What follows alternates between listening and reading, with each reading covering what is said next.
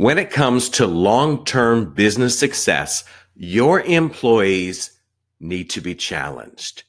It needs to be part of your workplace culture. And when I talk about being challenged, I'm also including leaders in there. You also need to be challenged. We're going to go through what this can mean for your organization and how it can create opportunities.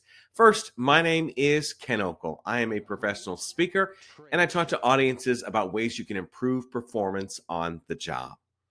Why do your employees need to be challenged? The biggest thing is you have to avoid stagnation in your business.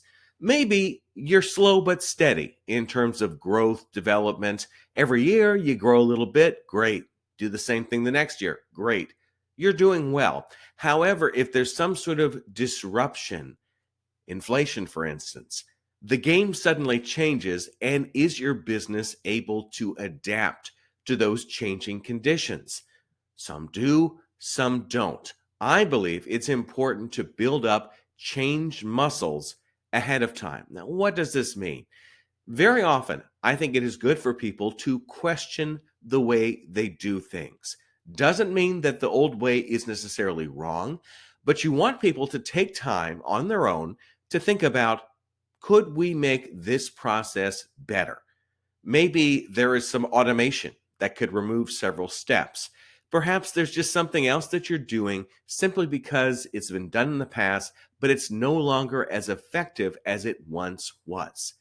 These are the cases where it is important for employees to be challenged, so they will look for those ways to do things better. You may want to create some goals that can encourage people to think a little differently on the job. Let's say hypothetically, your business grows 5% every year. Great. What if you were to challenge people? This year, we want to achieve 10% growth. You need to come up with strategies that can help us achieve that.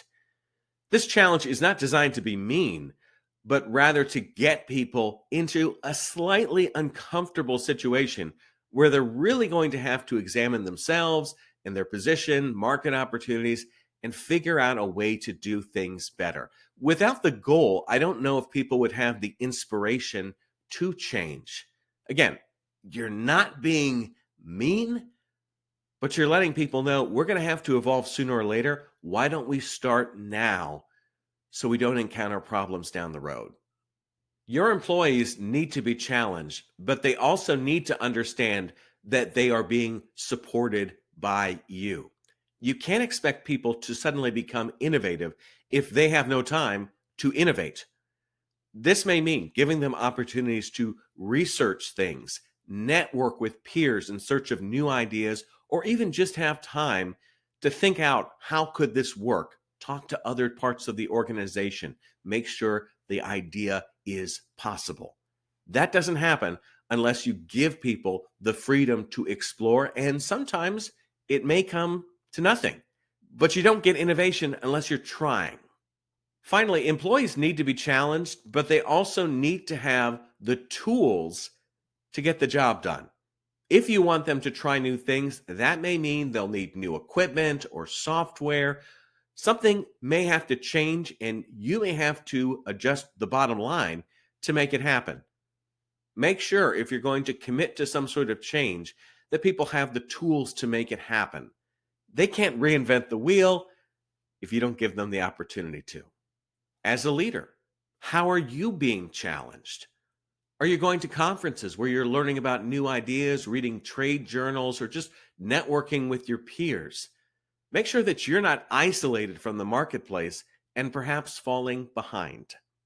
I hope you've appreciated these tips. This can be a challenging area because people get very comfortable sometimes, but learning how to break out of the comfort zone can be very important in business. You don't want to find yourself unprepared for change the moment when change comes knocking on your door.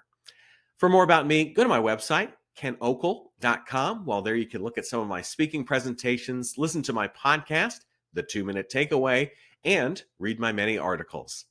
I'm Ken Okel. Take care.